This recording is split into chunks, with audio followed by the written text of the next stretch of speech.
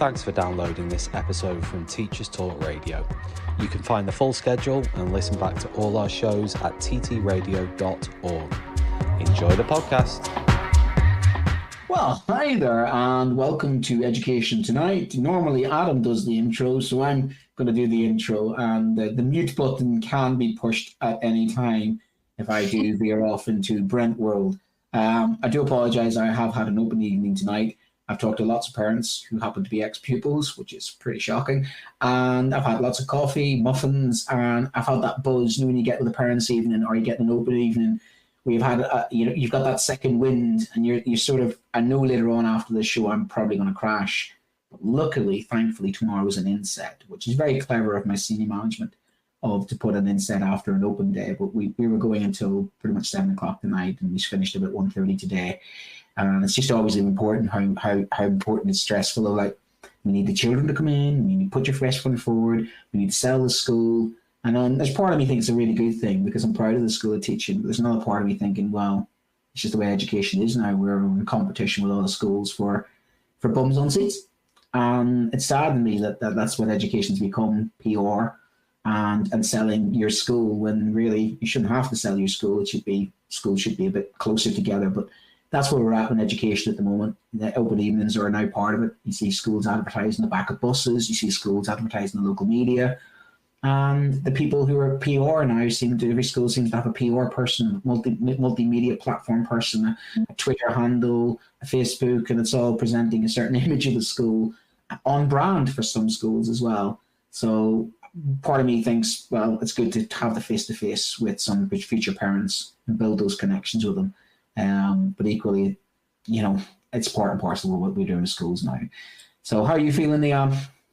Yeah, I'm good. My PPA is on a Thursday afternoon, so unlike you, I had a bit of an easier day today. But I like you said, I like a good old-fashioned connection where you're face-to-face, across a table from someone having a chat.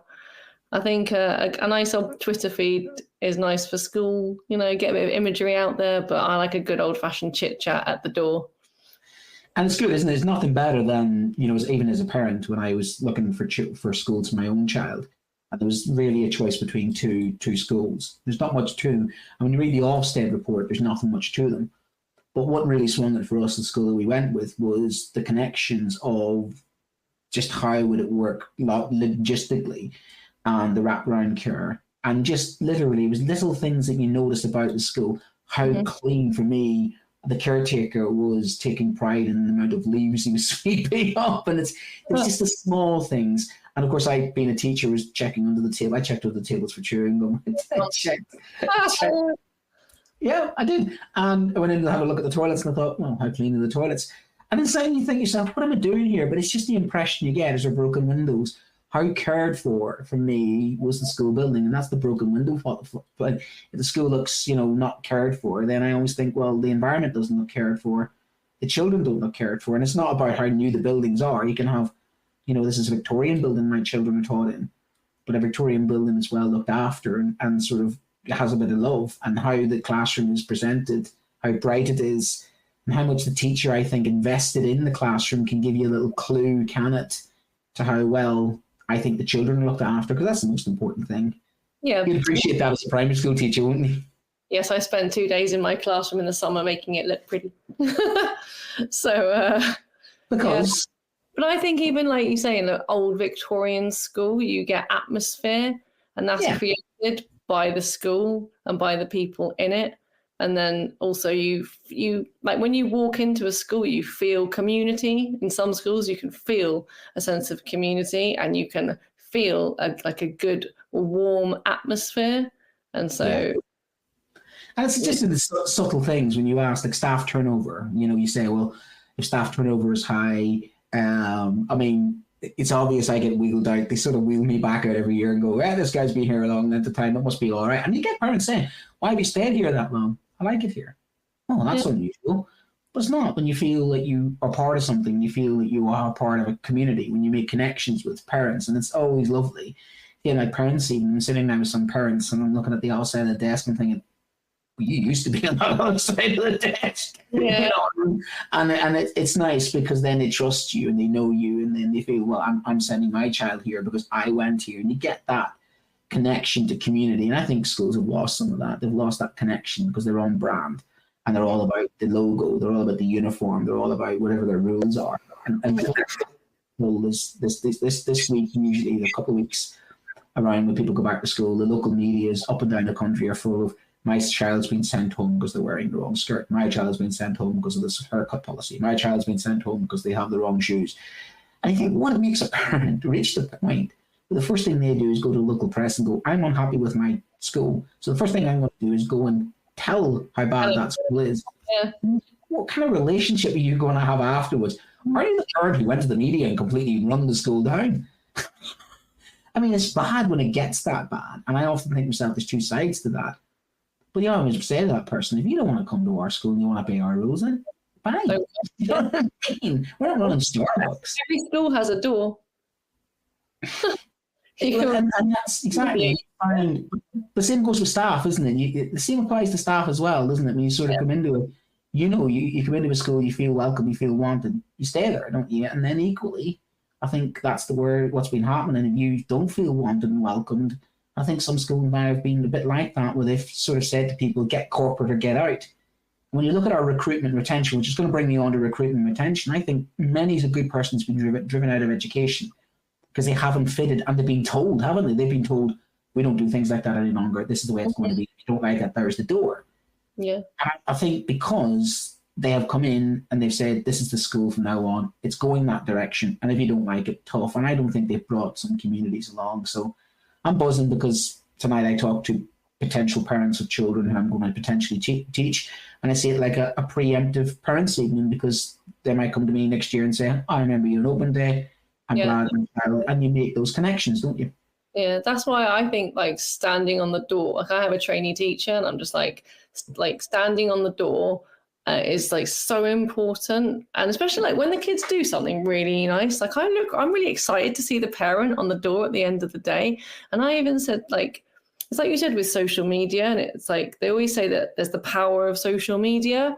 But then I think if you flip it, some parents like the power that they get from using social media. They do.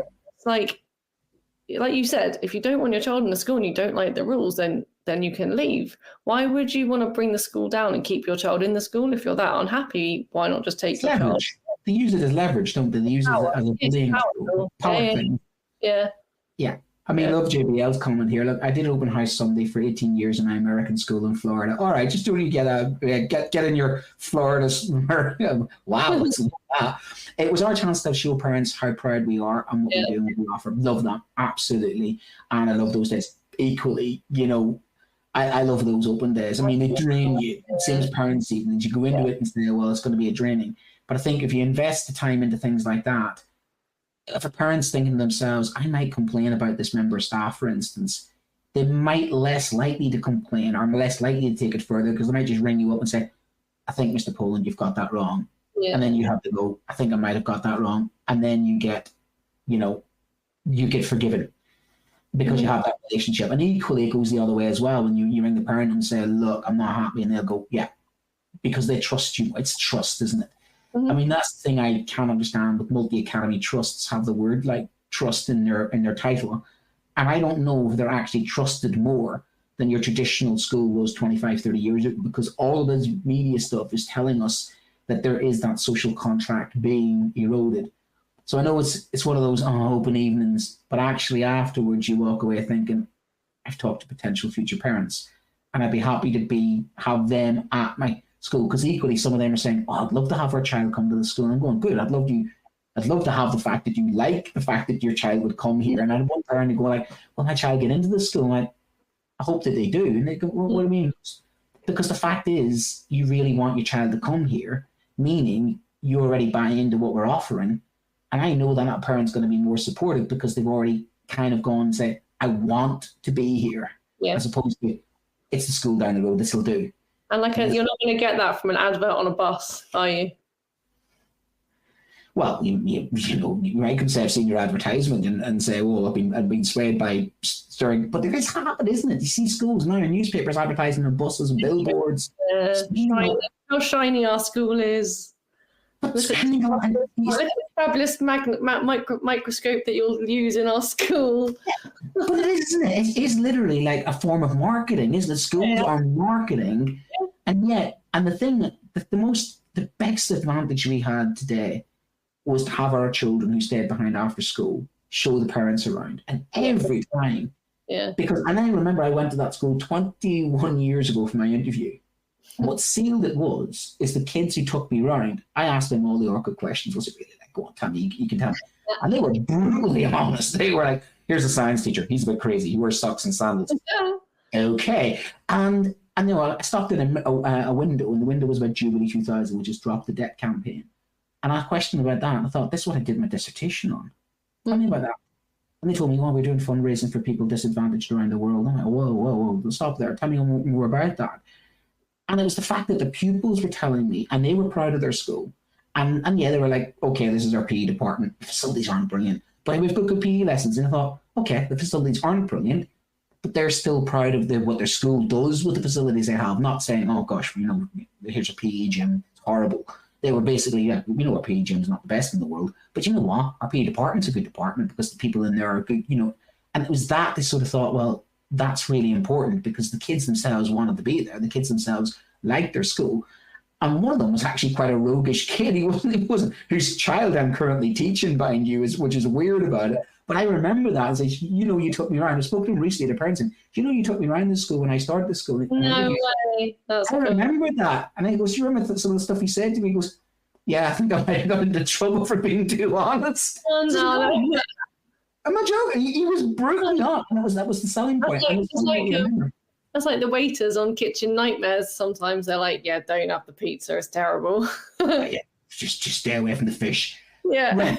We better do an ad. So we're sponsored by 3 sponsors, which is absolutely fantastic. We have excellent sponsors. We have Reading Solutions, we have John Catt, and we have Future and Careers. So we'll start with Future and Careers. They provide a wealth of stimulating resources aimed at encouraging our 14 to 19 years old, key stage 3, 4, and 5, isn't it, to pursue careers in STEM and SHAPE. And I did ask what SHAPE is. That's obviously to do with art and to do with the technical stuff, which is really good, one of the brand new sort of aspects. They help teachers show their students what they can aim for and how. And they have articles, activity sheets, animations, podcasts, and all the resources are aligned with the Gatsby benchmarks, which are free to download. So you'll find them at futurecareers.com, and you can subscribe to those guys. And then, of course, we've got our old favorite, John Catt, which Adam and I would go, hello, John. And they're our partner, and they've always been a very good partner for us. And they publish professional development and books and resources that support great teaching and learning around schools, and a really good way to level up your professional development and get some CPD. And of course, you can also use our John Catt code, which is JCTTR2425 for 20% off your order. And you can get that at johncat2tsbookshop.com. And of course, we're also sponsored by Reading Solutions. We all know how important reading is, but Reading Solutions is the home of Dreambox Reading Plus. It's an online reading development program which creates stronger readers in our school, especially in Key Stage 2 and beyond, up to GCSE. And using Reading Plus is evidence-based, adaptive technology, and it really accurately assesses students' skills gaps and places them on personalised learning pathways. So it's all about the personalised learning, what's built around them to accelerate their strengths and improve on their areas for development. We've got a 4-week trial pilot program that you can try, and you can search for Reading Solutions UK, find the website, and request your free pilot. So that is our awesome sponsors, which brings us on to the little story that I'm going to start with tonight. And there's a little story about the story. Are you ready? So we had our history TTR event, which was great. They gave me a mic in 10 minutes, and basically I went off and did my thing and told off some of the best writers of history books ever. John D. Clare, John Catt, and Aaron Wilkes. You were amazing. And it was some brilliant presenters. I felt massive imposter syndrome. I really did. I was in a room of top historians, people who are luminaries, people whose textbooks I've been using for 20 odd years. and I'm sharing a room with them, and then look up and see Tom at the top with a big smile on his face, and the banter was great. It was a great event. If you want to watch that on playback, please do if you're an historian. But the teach meets are fantastic. There's another one coming up for Modern Foreign Language. Fully recommend them. It was my first teach meet, and I'm just ashamed that it took me so long to go to one, but it took me to speak at one to probably get the courage to do it. But I got up and did my presentation after others. But there were other presentations by impressive young professionals, people who have just newly qualified teachers. And I was in awe of a couple of those presentations from people only starting out in the profession. So afterwards, we went and had a few shandies in Manchester with some of the presenters. And we got talking to some of the presenters who were in different stages of career, and talking to some of the younger presenters, came up in conversation about the debt and about the financial sort of situation and the difference, the generational difference, which then started the conversation of, right, okay, I went to university, working class, similar. Some of the young educators were saying, look, I want to be in teaching because I want to make a difference. I believe in social mobility. I'm the first of my generation to get through university. So people, we want an education who are driven, motivated, because they believe in the power and the value of education as a leveling up, ironic, a leveling up. And that was me looking at the window 20 odd years ago, idealistically going, I want to see myself, people like myself, go through the system and start to get through the system. So it's getting those educators coming from disadvantaged backgrounds, becoming educators themselves. That makes sense. And what sort of struck me is that there was a window of opportunity opened up in the 90s, early 2000s for people like me to do that. Because, and please don't hate me if you are a little bit younger than me and below, please don't. I got a grant to go to university, so £3,000.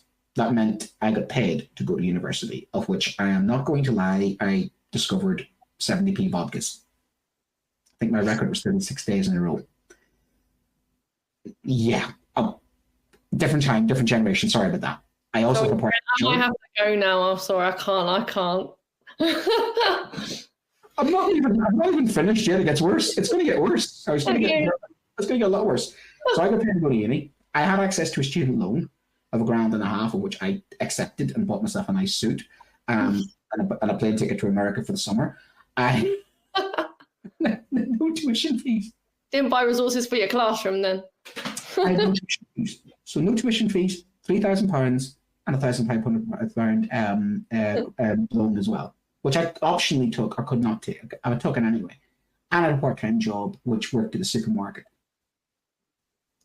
And my total debt after 5 years, 4 years at university for my first primary degree, and then 1 year from PGCE, was £9,500. Now, when I left uni in 2004, 2003, was £9,500. The equivalent now would be roughly £17,000 or £18,000. That's what the equivalent would be. However, the average house price at that stage was right about 120 grand. Average house price now is nearly £300,000. So you're talking 2.5 times nearly in house prices. The debt now, when one of the teachers said they actually checked on their phone and went, I'm going to check how much. I think it's 80 odd grand, 88,000. Oh my God. And so they're £88,000. Their average house price to buy a house is nearly 300,000. I was in about 18, 19 grand in equivalent terms, average house price 120 grand. When I qualified, my wage was £18,000, double that now. That's nearly £36,000. So when they're crowing about, oh, we'll put new teachers on 30 grand, we'll put them on 30 grand as if it's brilliant, it's still 6 grand lower than it was when I started in 2003, 2004. So even that's not at the same level as what I got. Plus, I had less debt. Plus, it was cheaper to buy a house. So your cumulative effect is a working class teacher like myself coming along 20 years later is 88 grand in debt, can't afford to buy a house, and is going to then have saddled with student loan repayments that will then discourage them from buying a house even more because they won't have the bank of mum and dad. They won't have that, a working class educator who's come from families, first generation. It's not as if their parents are going to have a pot of money to say, here's 20 grand, go off and buy your first house. They don't have that advantage. So you then say, what is the problem with some of our recruitment and retention? Well, some of the problem with our recruitment and retention is some people can't afford to go into teaching because they have massive amount of debt they've racked up. And even when they start paying off that debt, it will delay their entry into the property market. So you have a situation, no wonder we have a recruitment retention problem.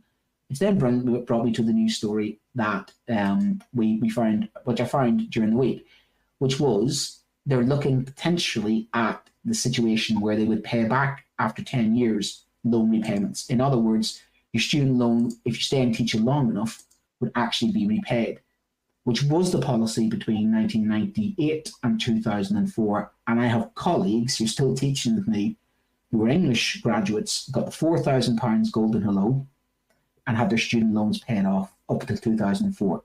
So my cohort who went into education, not only did they have all those things, some of them even had their student loans paid off as they went into teaching. And they got a 4,000 golden hello.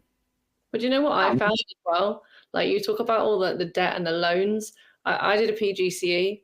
So mostly it's a year of teaching. You get like 6 weeks of lectures, but most of the time you're teaching. And by the end, you're pretty much the full-time class teacher. And so it's like, in what other degree do you have to kind of buy, not that you have to buy things for your classroom, but for the most part, majority of us do. So you have a loan, you have debt that you're finishing with, then you're going into a job where you really need to buy, what's the right word? I don't know. A lot of us buy stuff. Yeah, we do it because we care, don't we? Yeah. Yeah, exactly. You care, you want it to look nice, you want it to be a nice aesthetic for the kids. And like there's an image on Instagram, it must be old, I don't know, where it's like government funded classroom, teacher funded classroom. It's like, you don't want an Instagram classroom, but you do want it to look nice. And you do have to buy a few bits and bobs here and there, kind of feel like if you want that. So you're already in debt and then you're going into a job. And I was like, in my first year, I was buying way too many resources. And as time's gone by, you're shopping a lot in the works. I go to charity shops, Brent. Did you? Oh, get you, you resourceful bunny, you. Oh, yeah. I love going to works. Works was my thing. And I did reception I did a reception for a couple of years, so I would go in and I can do stuff with all of this stuff. Love it. But wherever shop you're going to, you're still spending your own money, and very rarely do you get it back. Like, some schools will give you it back, but it's quite rare. So you're in debt, you've got loans, and you're spending money on a job. I just think, what other job? Do people go into Canary Wharf with like a pack of printer paper? A doctor going into a surgery and bringing his own medicine with him. Exactly, his own needles and his own. No, there's no other comparable job where there's just none. And like we were going to talk about PPA, and I also like. It's the only job where you've got to do work so you can do the work, and then after you do the work, you have more work. You saw that one recently, isn't it? There's a really good tweet about that saying, work. Yeah, and it is. And the thing is, if people have a go at the current generation, and what worries me is that the educator I met the other night, Faye, was exactly the type of person we need in education. Driven, motivated. And the funny thing is, they were discussing whether they should go to abroad. And they were tempted to go over to the Middle East. Mm-hmm. The problem was they didn't feel it was compatible with them personally and their values. And they didn't think, I'm not doing that. I want to stay here. I want to make a difference. Mm. I felt so horrible and guilty about it. Says, right, I'm going to the bar and buying you a drink. You deserve a drink. From my generational guilt kicked in. Like, remember, I don't come from a privileged background. My parents were, dad's a plasterer, mum's a housewife. We grew up in a council estate.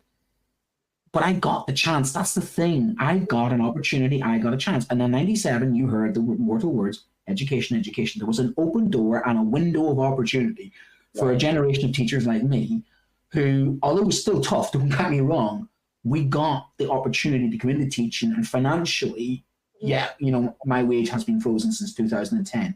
So I've been disadvantaged in some aspects. At the same time, I was able to enter the property market and get on the property market, whereas a younger professional coming behind me isn't.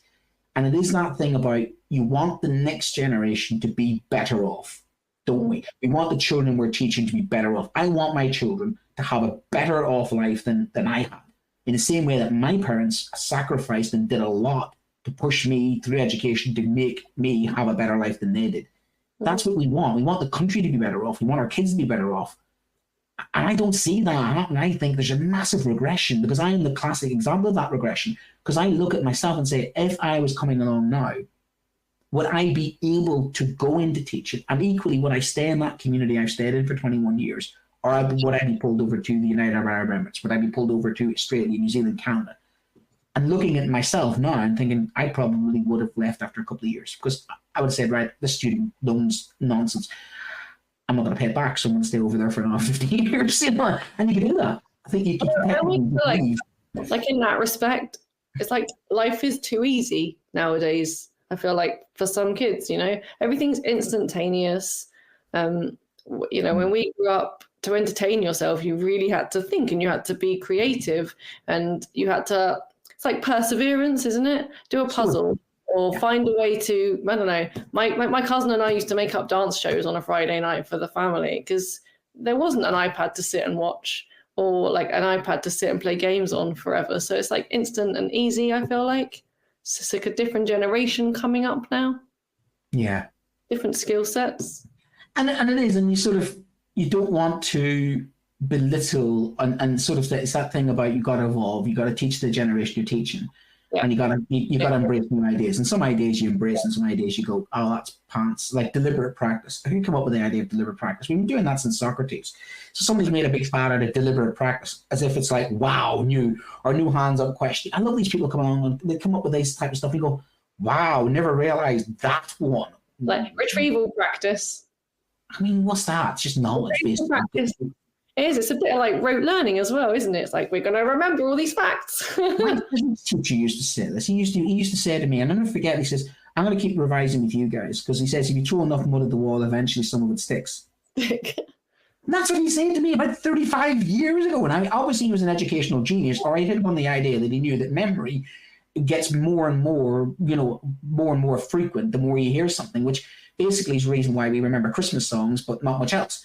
And I always say to the kids, why do you remember Christmas songs? Because you hear them every Christmas. And away you go. Why is that? Because the song's both irritating, but you constantly hear it for about 2 or 3 months over a season. And it gets refreshed and refreshed. Well, it's not rocket science, but there is a stock and trade of education out there of people who think we're teaching these children new different. And that always annoys me. Like, we've never had neurodivergent children before. Of course we've had. Yeah, we've neurodivergent children. It's nothing new. Yeah.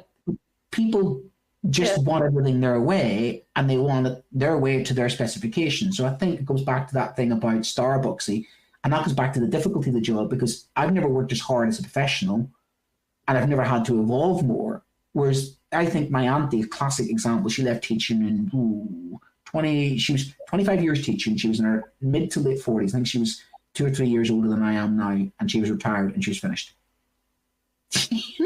And could retire on that. Mm-hmm. And equally, she's honest with me and says, now she couldn't cope with it. We're having to cope with things we've never had to cope before, to teach in ways there've never been, with scrutiny that's so high.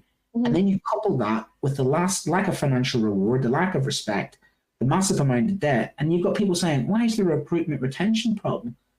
Because you've made the job difficult financially, you've made the job difficult socially, and you've just made us so accountable for things that are so out of our sphere of influence. And in the meantime, those of us who are left are decorating our own classrooms, putting buckets on bitumen our own roofs, because we care about the process of educating. Yeah, and looking for strategies to help kids, but we don't know what we're trying to help. Yeah. Yeah. And it's like we're teaching, it's like old skills with new names. Because everything, in every business, right, it's like a cycle. I mean, I worked in events management before, and I was there, and then like the management changed, and we went back to doing things the way we did it when the management had changed before. So it's like teaching is still a business, is still, making money. It's just going round in circles, like the pedagogy. And sometimes new pedagogy does come in and it works very well. And other times it's just like same pedagogy, different name, or it's come to the forefront now. Especially I feel like retrieval practice has come to the forefront now because everything is instant. And it's like kids' memories are maybe not what they used to be like in the 90s when I was a kid, because it wasn't instantaneous and you did have to remember facts. Correct. And you have to remember things. And even nowadays, kids are like, well, why do I need to remember? I can just Google it. So what if your phone's dead? What if you don't have a phone? But do you remember your own parents' phone number? Memory. Do you remember your parents' phone number growing up?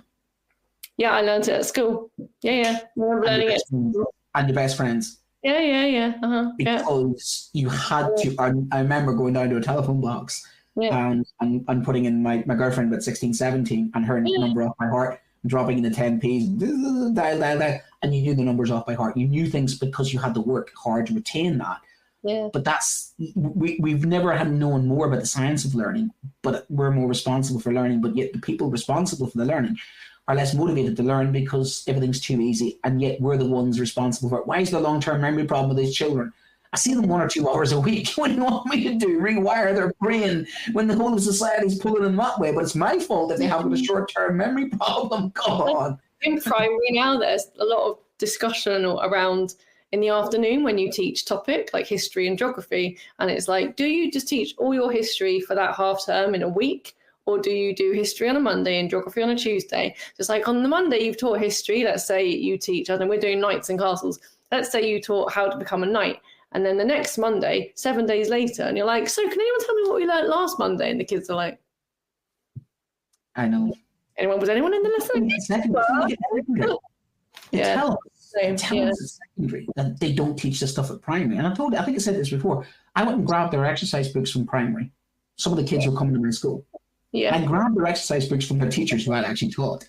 And I says, right, these kids are telling us that you're not teaching this. I sent them the history lessons. So I know the kids have done these history lessons. Yeah. And I know they've done them because I have their exercise books. And the best thing is, this kid was like, that's not how my work is, sir. You know what? Just hold on a second here. What was the last lesson I taught you in history about using evidence to win a point of view? Let me show you my evidence. Primary evidence here. Your exercise from last year. That was brilliant. This just went. And I went, sir, the next pupil of mine has taught you that. Those lessons were mine. So the lessons I'm giving you today were revision lessons of what you were taught last year. And you're pretending you don't know.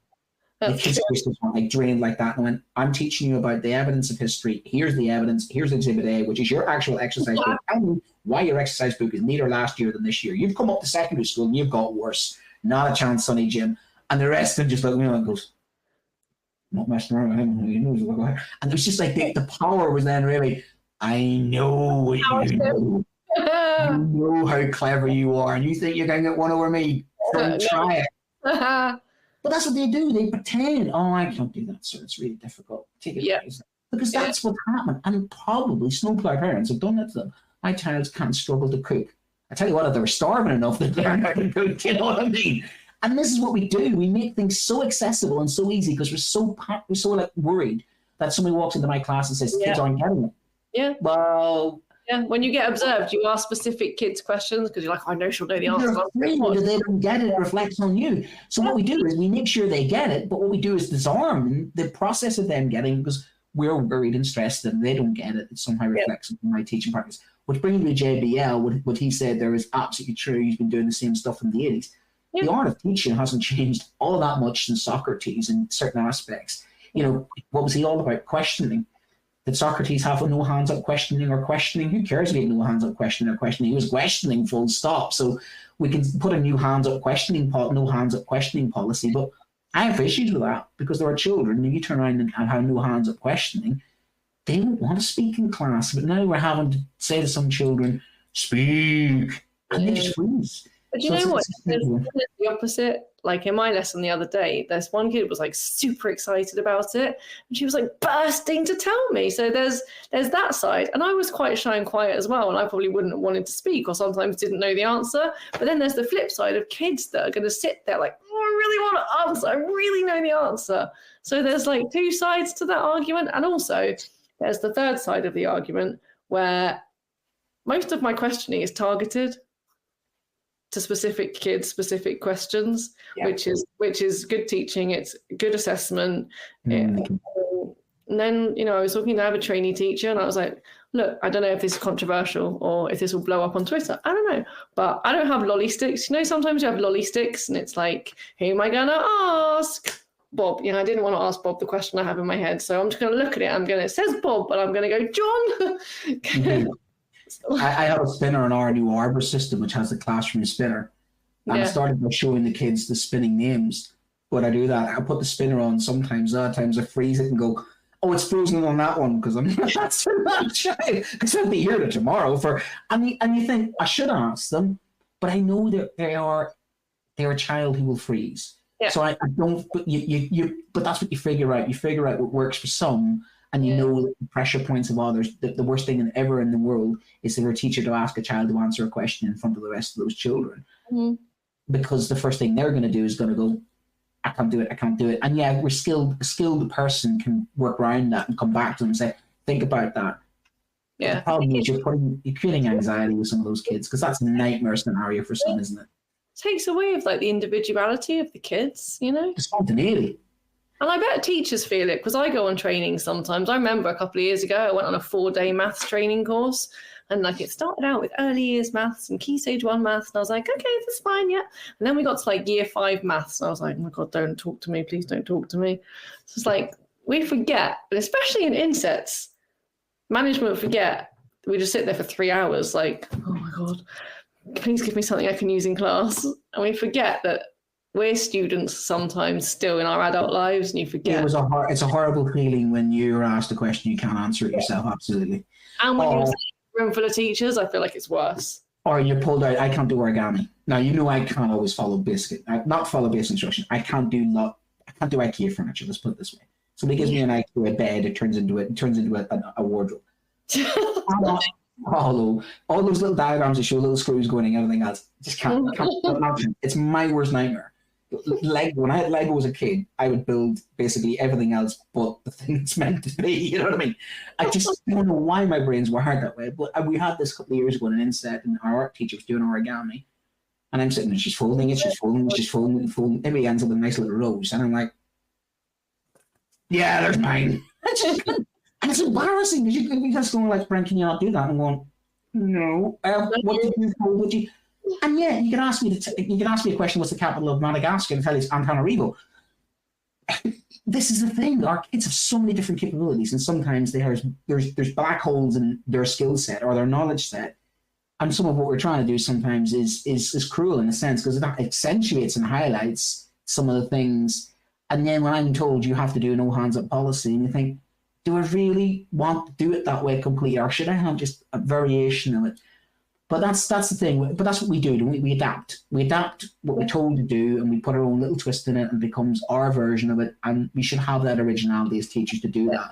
Yeah. But equally, sometimes I always was told the sage on the stage, you talk too much.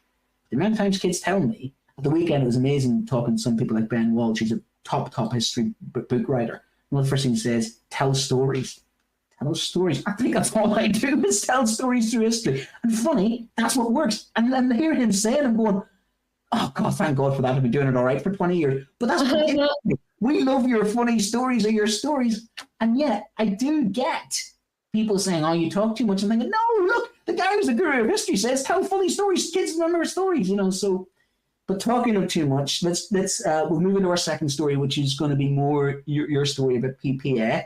About taking PPA at home. Before we do that, shall we talk about our sponsors? Would you like to talk about our sponsors, or would you like me to talk about our sponsors? Shall I talk about our sponsors? I think you did it so well the first time, Brent. Oh, that's well played. I like what you did there. Positive reinforcement and praise works. Yeah, I like that. We'll just choose you. Yeah, this is this is why doing things good sometimes is a bad idea. So we're sponsored by Future in Careers. They provide a wealth of stimulating resources aimed at encouraging our 11 to 19-year-olds, it's Key Stage 3 up to Key Stage 5, in STEM and SHIP. They help teachers to show their students what they can aim for and how to form articles from activity sheets, animations to podcasts, and all the resources aligned with the Gatsby benchmarks and are free to download. So that's futureincareers.com, and you can subscribe to that. So that's bang up to date resources. Make your life easier. I like the idea of some animations to podcasts because kids do like that. They love the animations in podcasts because they are, like ourselves, avid listeners to things like podcasts, including a lot of my pupils recently said, Mr. Poland, I've listened to your podcast, of which I'm like, oh gosh, which ones? It's true. I'm going to go through my digital catalogue and think, maybe that's not a good one for them to listen to.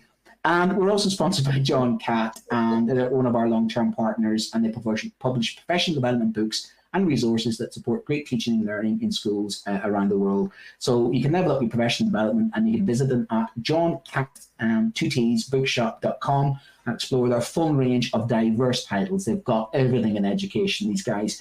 Brilliant publisher that publishes such a range of books across all different curriculums of different age groups. And I still get my email from them and see what they're currently sort of peddling, and it's always something very relevant. So that's John Cat Bookshop, and you can get them at 20% off with our code, which is JCTTR2425. So that's JCTTR2425. And we're also sponsored by Reading Solutions, very relevant to, obviously, our children's future. We need to read. And they're the home of Dreambox Reading Plus. It's an online reading development program.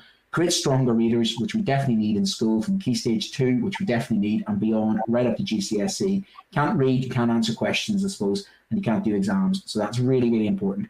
They're evidence-based, they adapt to technology, and they are accurately assessing students' skills gaps, and then places them in a personalized learning pathway, which is individual to them, and that helps accelerate their strengths and improves on their areas of development. You can try the program for 4-week pilot today. I like when somebody says you get a 4-week pilot.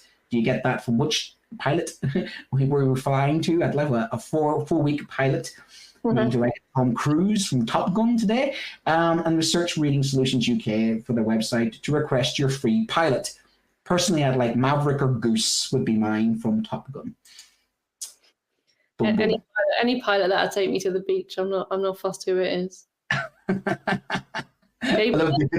Jeremy has got a nutshell. Don't change that. The way it works for you is always the best way to teach. Absolutely, completely agree with that. Uh-huh. You got to be authentic. You got to work with what you got to work with, and kids adapt. Kids adapt to teachers, don't they? They get used to you. They get to like it, and this idea that you as a teacher have to change. I think pupils are so malleable. Pupils are so flexible. They work right. I think they are able to sort of like the variation. One of the things that always worries me is if every teacher becomes corporate and the same. I mean, how boring would that be? Mm-hmm. Every lesson started the same, and every lesson has tick, tick, tick. I mean, God forbid they should ever do that. And I think some trusts are. I wouldn't last 5 minutes in those trusts. Like in primary, there's schemes for everything. I think like some teachers are like, I don't want to teach anymore. I'll make a scheme. And so, like talking about PPA, which we were like, that's what we're going to talk about next, is like, oh, you guys have got a scheme. It's fine. It's easier. Well, not really though, because like every child is different, and every child in every school is different. So how does a scheme work across the board? And so it's like, JBL's correct. Like, do it the way it works for you. And so the way I would teach something is not the way you would teach something, is not the way someone else would teach something, because we're all different. All our personalities are different. I might want to do it one way and you might want to do it the other way. So it's like, even if I have a scheme and I'm sitting down, I still have to read through the scheme. The scheme for me still has to make sense in my head.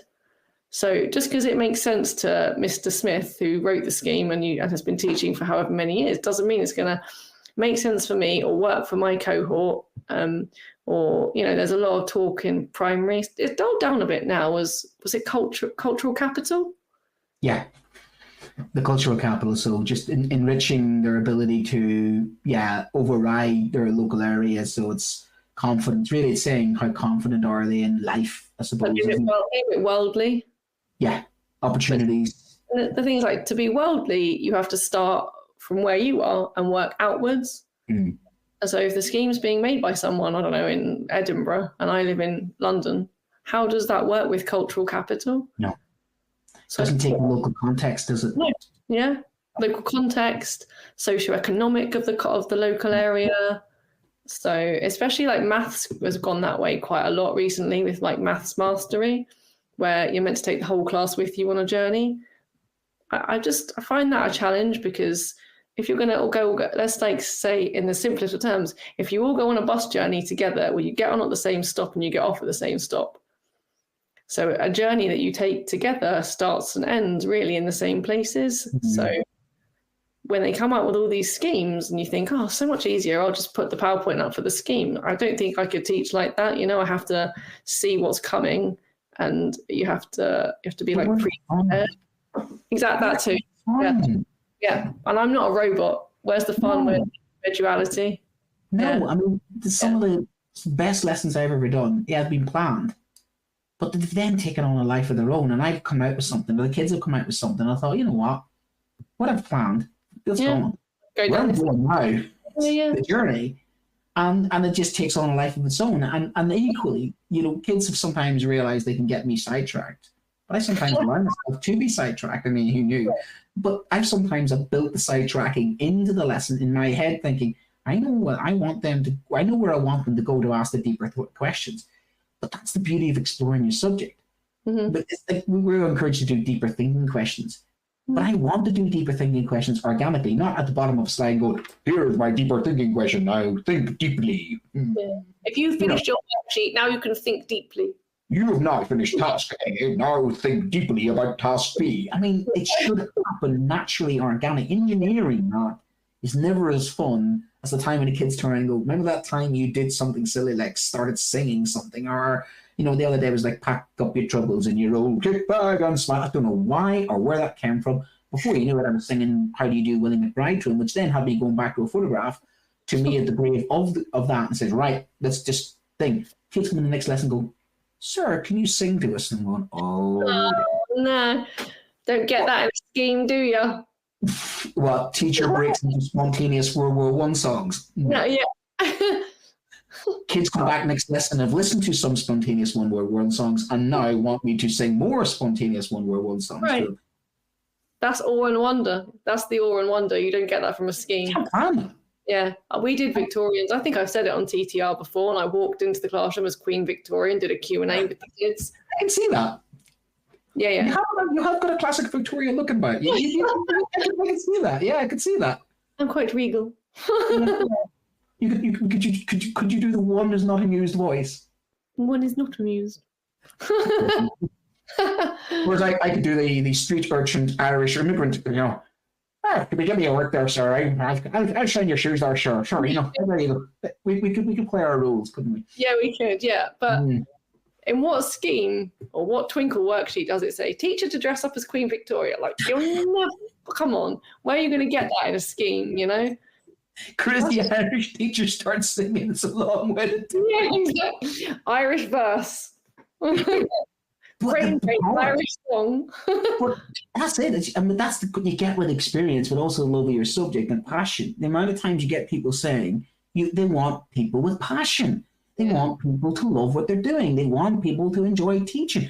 Kids get on the fact they see a person standing in front of them enjoying the lesson and enjoying the learning, as opposed to, we have 5 minutes left to finish this task, and by this task I want you to highlight that, and by the end of this task we need to have done this because we have to do this because it's really important, because I want somebody to look at my books. Look, your book's clean.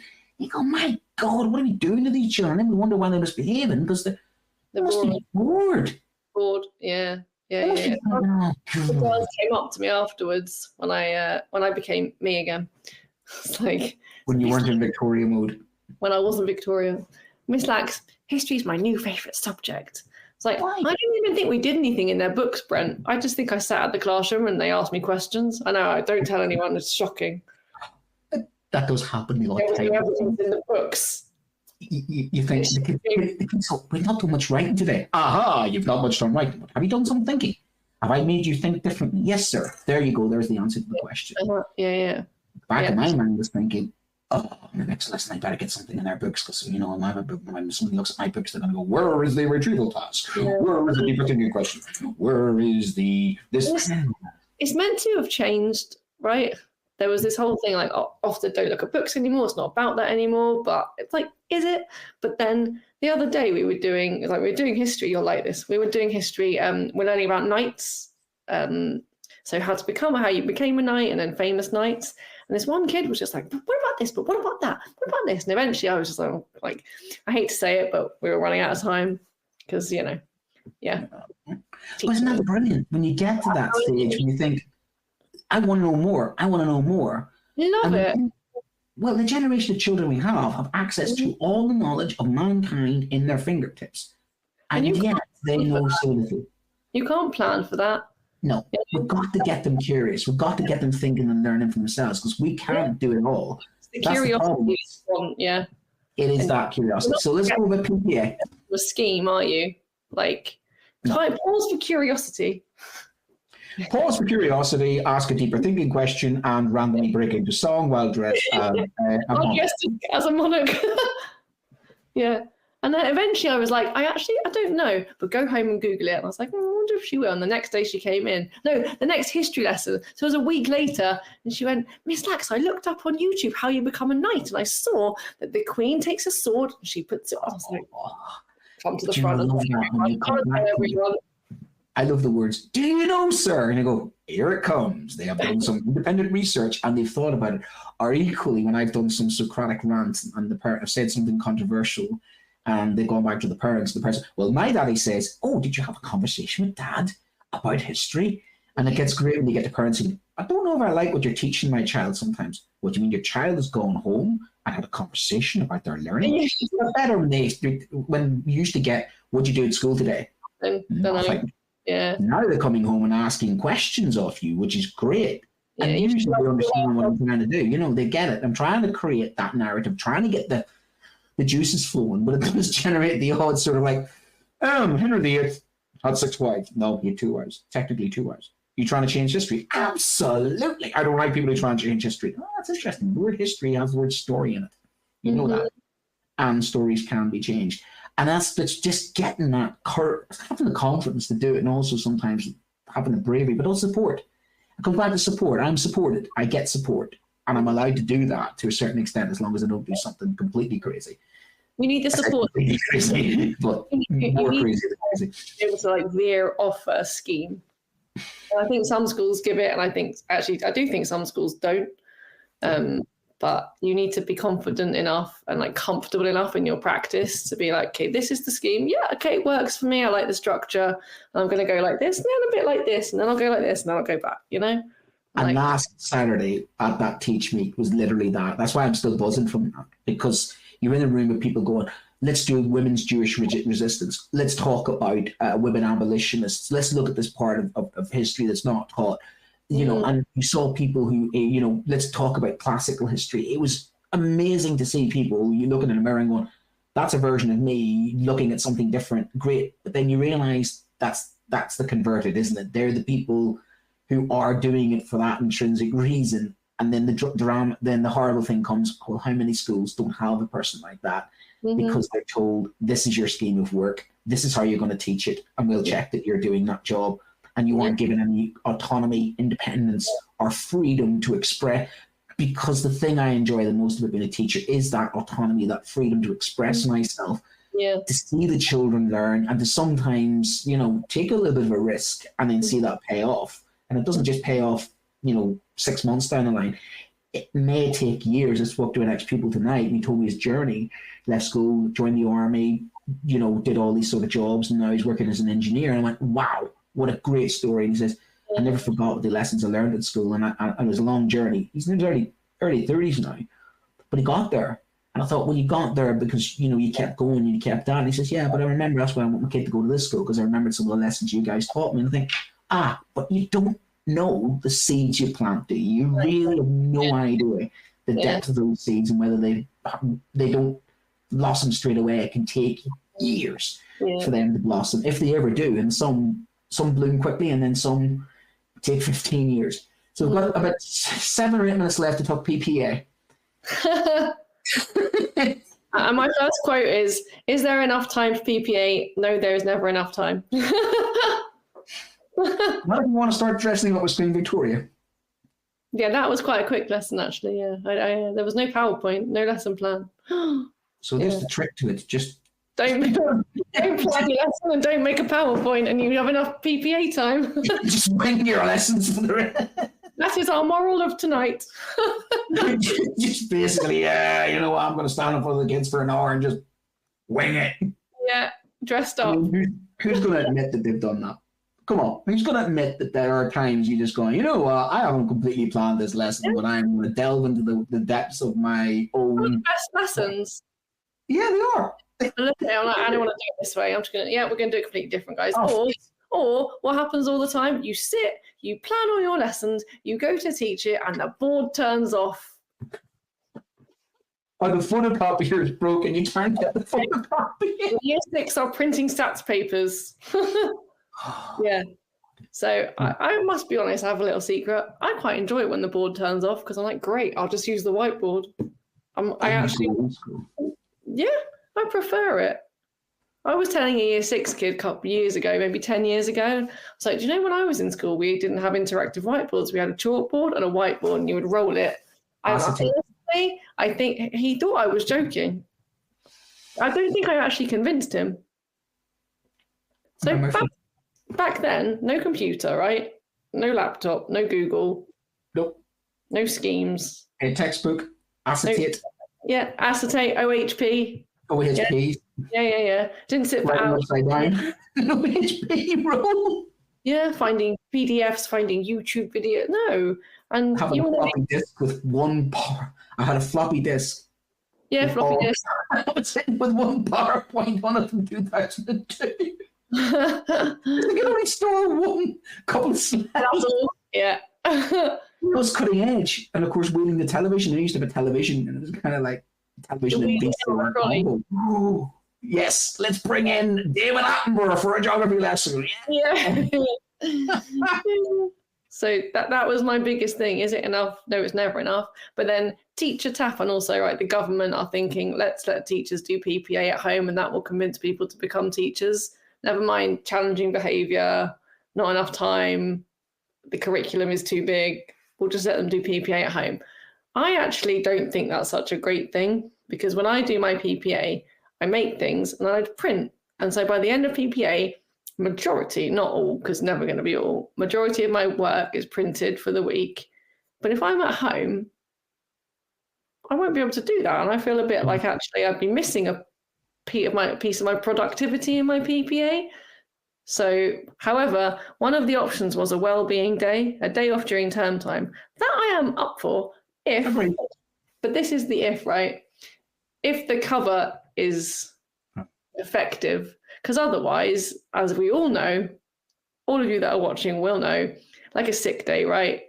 You come back the next day and it's like, I did it once. I came back the next day and there was like papers all over my desk. And I was like, what is this? It was maths. I think it was fractions. And I went to the kids, like, what is this? And they're like, yeah, we don't know. So that is a good idea, like a duvet day. I think they do that in business firms, in companies. I change my computer settings. They mess around with my chair. The room is filthy. Yeah. You know, like, get out of my classroom, whoever you've been in my classroom. The glue sticks are basically half on the ceiling, stuck to the ceiling, because somebody's been lobbing them up in the air, playing that game of, let's see, like this. Yeah. Has there been a war in my classroom in the day that I've been off? And then your TA's like, this one was terrible and that one was terrible. So you relaxed for a day and you came back and your stress went, because everyone's like, this happened and that happened and this didn't happen and this happened. Okay, yeah. I just won't take the day off. And you have a situation where if you're not ill, I mean, this is borderline ridiculous. So you ring into your employer at 7 a.m. in the morning on a day you're not well, and you email your lessons because you've just manufactured them from... And it's more, honest to goodness, it's the only profession where you don't get to be ill. When you're ill, you dread being ill because you know the amount of ridiculousness you get. And the thing is, I get the idea of PPA at home might suit some people, but I like degrees of separation. I stay late at school because I want to keep schoolwork at school and home. I want to take as little as home as possible. Gone are the days I want to sit there and say to my children, hi, Daddy, come and play with me. Oh, sorry, I've got some marking to do. And I'm terrible for one of those people that puts the marking in the back of the car, takes it for a spin, and then takes it back the next morning. Oh, I've done that. Why? I can't do it. My flat, Bren, I've got one further than you. Taking it in, sat it next to the couch. It's watched TV with me, and then it's gone back into the car the next day. And you feel flipping guilty for it. You think, why did I take that marking home in the first place? Why can't I get done? Because that's the thing. School should be, do your work at school, your home, same as emails, phone calls. Keep school out of home for me. That was like lockdown. I would close when we did online learning, I would close my laptop at the end of the day, put it in a box and put the box under the table. Yeah.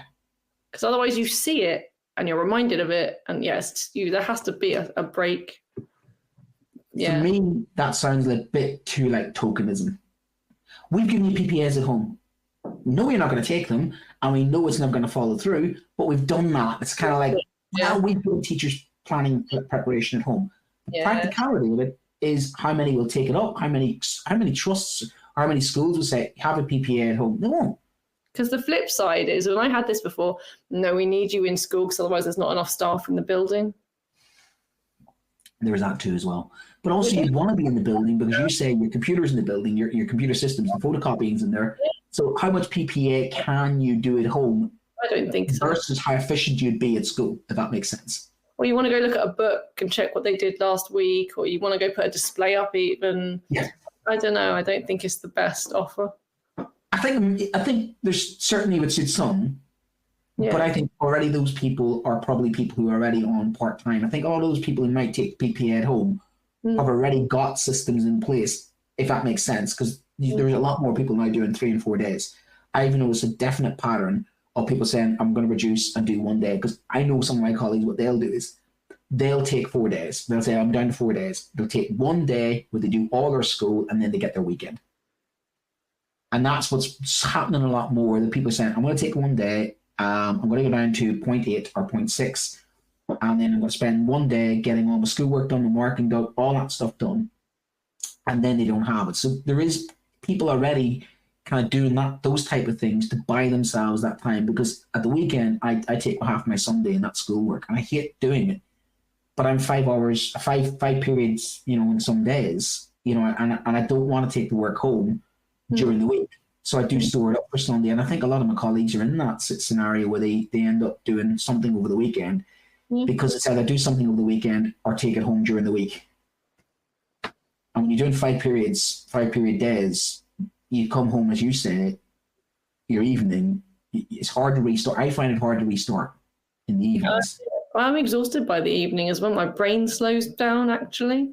So at least on a Sunday, especially in primary, you're teaching the whole day, and then most of the primary teachers have a subject that they lead as well.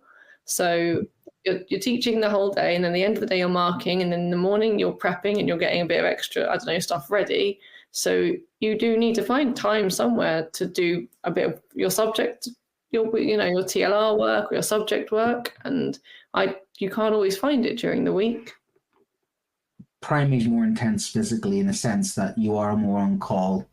I mean, when the kids get older, you can leave them sometimes 15, 20 minutes and get on with the task. I don't think you get that in primary as much, do you? It's more intense, isn't it?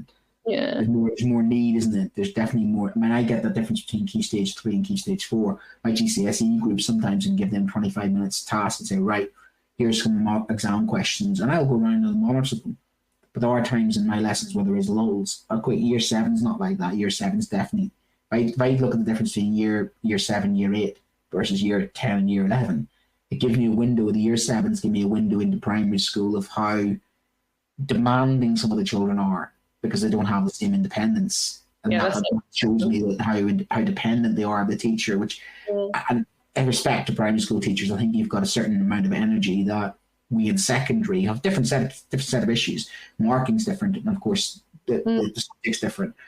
But you are every period. You've got the same children for multiple subjects. That's a difficult discipline. That's really difficult. You've got to be in every person, don't you? And there's just naturally things that you'll be easier at than not.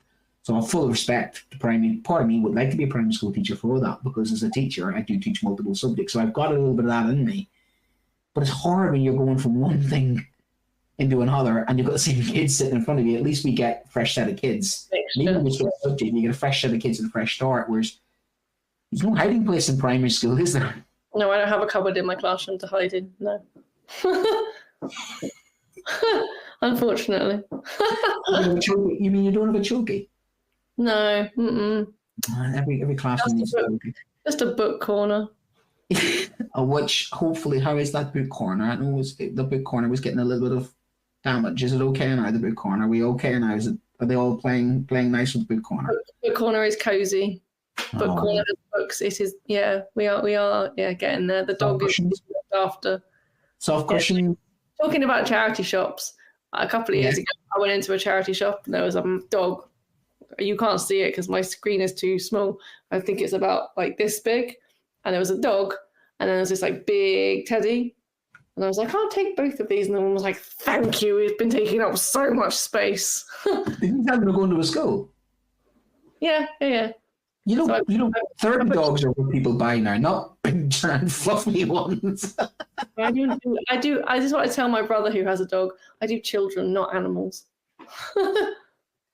They said there's not much difference between them, to be honest. But as I often think, if we can train animals, I don't know why we can't train children. Which is like slam, isn't it? Sit up straight, good boy. It sounds very behaviorist, doesn't it? Kind of like Pavlov's dogs, Maybe we need to be able to give treats out in school. But that's another thing. We used to do that. We did not give children. But that was another one. It was like Killjoys came along. It did not give chocolate treats to children. Well done, class. You've won a chocolate bar now. Oh, can't do that. But something. But we used to. Didn't we? School. Oh, God, have a strawberry. Now you'd be like, I'm giving you a chocolate bar. By the way, has anybody got 16 allergies for that chocolate bar? Oh, health and safety police are going to arrest me for that. But we used to do that. We didn't. My magnifying glass, hang on. This product may contain nuts. Oh, there's that one. Have a, and now you probably get, is it a vegan triple whammy? You'll sir, the wrapper's not biodegradable. You start handing the chocolate bar out, and you've got the wrapper's not biodegradable. You've got people with allergies. You've got parents saying my child's healthy eating's been discouraged. You'd be like a whole lot of raft of complaints about going, I just want to give your child a chocolate bar. Why do you want to give my child a chocolate bar? I want to reward them. We don't believe in that. I mean, I know. Mindful. Brent. What? It says on the scheme I can do it. Oh, it does. What scheme? We're teaching sharing in maths. I did that once in a maths lesson. I was doing subtraction, and so I brought cereal, and on the visualizer, I was like, right, I have 5, take away 3. So I have 5. I'm a little bit hungry. I'm going to take away 3. Okay. All right. That's like the old Jaffa Cake advert, wasn't it? Yeah. Moon. Afternoon. The planets today using Jaffa Cakes. You're not getting any because it's full eclipse. Eclipse. I'm going to show you. Just going to model it, and then you'll draw a picture. Yeah. Jaffa Cakes, love them. I can't. Once they get open, they're done. They are toast. They're getting smaller. Have you noticed Jaffa Cakes getting smaller? Right. I think on that bombshell, we probably need to wrap this up from talking the size of Jaffa Cakes. Put them in the same category as getting smaller Q eggs. Let's be honest with that. We're going to need a visual on that next week. I think we need a graph on that, don't we? The size of Jaffa Cakes relative to. We'll put that under inflation. We'll put that with the the student loans, the property prices, the recruitment and retention problem, the staff biscuits. Just the quality of the staff biscuits have declined. No wonder teaching professions in trouble when the Jaffa Cakes are getting smaller, aren't they? And they're getting more expensive. And let's not get started on the fact that now you can't bring in some chocolate biscuits without people going, sorry, I wanted that. Over the days we used to be able to bring in stuff like that, and now you get like, there's a joy going out of it. I brought a cake into school today, and I put it in the staff room at lunchtime. It was finished by 3:00. There's no dieting in our schools. Well, that's a good sign, isn't it? There's no the gamets were in then, were they? I was like, if you don't want cake by Thursday, are you okay? But that's a good sign of a good staff room when the cake gets, we had tonight, we had muffins. So I brought through, I'm the muffin man. You're going to say, have you seen the muffin man? So the senior manager comes to me and says, right, need your muscles. Can you lift all the muffins and the cans of pop? So I lift the muffins and the cans of pop. Of course, setting aside the white chocolate muffin for me. The white chocolate. Do it all the time. Why do they get the deep chocolate ones when most people like the white chocolate? Of course, the first thing that happens is nobody in the staff room. 5 minutes later, it's like a scene out of The Birds. It's basically like Hitchcock. Who's the white chocolate one? The white chocolate ones went within 5 minutes. It's like every time I'm telling you. How'd you get a white chocolate muffin? I need to come to your school for parents. Oh man, they're awesome. White chocolate muffin with jam on the inside, and then you've got blueberry muffin, classic, and then you have the chocolate muffin. So in ranking order, the white chocolate goes first, then it's the blueberry, and then the deep chocolate goes next. But in that ranking order, that's how they go. But every time they order the muffins, and thanks for the muffins. Can I order more of the white chocolate ones? People go like, why? He goes, look, more people like the white chocolate ones. Order more of the white chocolate ones. So look, disparaging, I go, there are more chocolate ones than white chocolate ones. I'm just going to leave my little white chocolate one over there, and I'll have that later. Yeah. Thank you very much. That was my price for taking in the muffins. Yeah. I reserved my white chocolate muffin. They're really nice. They're like milk, the Milky Bar ones. Like with the goo in the middle. That's like the ones in the Olympic Village. that they went crazy for, right? In the Olympic Village, the chocolate muffins. Yeah. So I think I think I've had 40 minutes. I think we've been loose tonight, haven't we, Leanne? We've been fully loaded and running with it. And I think with tension, and we ended on muffins. I think I've had 40 minute coffees with my new Teachers Talk Radio mug, and I've reached that sort of crash now. I'm just about to crash, so we'll probably just go. And you really get that after parents' evenings the next day. You get that the voice because you performed. Yeah. It's been a good night, and thank you for stepping in from Adam. Adam will be back next week. And obviously, thank you to our sponsors. I think we're going to play out with a video of our sponsors. We've got Future Careers, we've got John Catt, and we've got who's our other sponsor, that is Reading Solutions as well.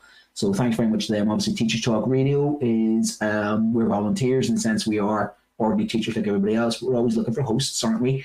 And what I always say, to join the hive mind, which is the crazy world of Teachers Talk Radio. Please listen back to us.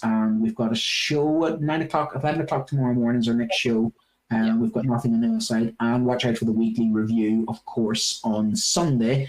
And that's where we look at the stories. And I think Weekly Review will probably have a good look at the Labour Conference. Quite a lot of good things coming out of the Labour Conference, which need a really deep dive into. Oh, I didn't do that. Oh, please tell me off. I did not do the words deep dive. Shame and disgrace. Stop adopting the... I've got to stop adopting this language that people talk about. It's like, you also said when you were looking for a school for your daughter, you looked at the Ofsted report. I was going to bring it up, but I thought I'd leave it to the end, Brent. I know, it was naughty of me. No, I looked at it to merely get a feel, but to be honest with you, the best thing to do was go into the school. But yeah, I did. Because curiously, I just wanted to know and compare them. But I didn't look at the grades. I looked at small. You read it? No, I really did. I looked at the pastoral, because the thing I look for is the pastoral care. Or the kids a number, or the kids a person. Yeah, for sure. That was the thing. But as a parent, it's interesting. As a parent, don't you? You have a read of the report. Same as when you're looking for a job interview in a school. Yeah. You do have a read of the Ofsted report, but you read through all the, don't you? You don't just get to the paragraphs, actually. And you read between the lines on some of the stuff, and you think, ooh, and that's maybe the value of the old style ones when they came with a lot more actual detail and give you a lot more of the story, because I think that's the real thing about a good Ofsted report should be the story of the school, not just the headline, good, outstanding, etc. I think that's where it got lost in the minutiae. But you're right, that's a bit hypocritical of me to have read an Ofsted report before I sent my daughter to school. But we based the judgment on the visit, not the Ofsted report. Don't tell Tom Rogers. Shh. We'll edit this bit, guys. I'm happy. I brought my mug after all. Because it did turn around and at the weekend you had to say a funny tweet to get it. And what was really interesting was there was a lot of carrot cake coming towards Tom. And he had 2 big slices of carrot cake, and I went, that's quite ironic that carrot cake is being eaten by Tom at the moment. But he just couldn't keep his face straight. He's looking at me going like, what? Carrot cake? Come out my mug. Even if you read Ofsted reports, you can be a TTR host. Come and join the hive mind that is Teacher Talk Radio. You get the freedom to express yourself. We don't really have a script, do we? No. We're not corporate, and you have the freedom to express yourself without somebody overlooking you. No teleprompters here. Are we playing the video now? This show is brought to you in partnership with John Catt Educational, publishers of professional development books and resources that support great teaching and learning in schools around the world. John Catt have an exceptional collection of book titles that cover a range of educational topics, ideas and research. The books are aimed at forward-thinking schools and support best practice teaching for both primary and secondary education.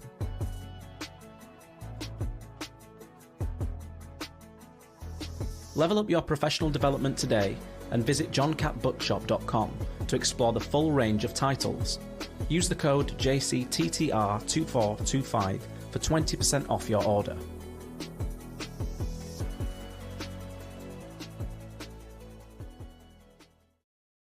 How can you show your students the opportunities that await them?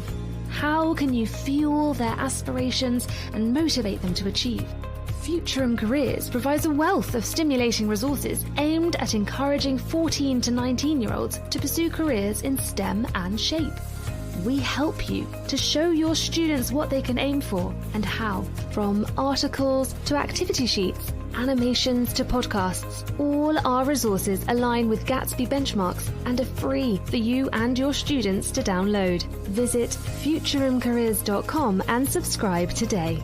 Futureum Careers, helping teachers to inspire the next generation.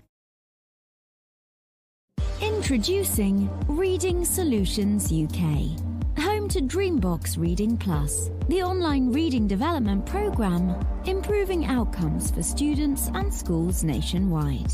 Create stronger readers in your school from Key Stage 2 to beyond GCSE, using Reading Plus's evidence-based adaptive technology. Reading Plus accurately assesses your students' skills gaps and places them on a personalised learning pathway, built to accelerate their strengths and improve on their areas for development. You can try the programme with a free 4-week pilot today. Search Reading Solutions UK to find their website and request your free pilot today. You've been listening to Teachers Talk Radio.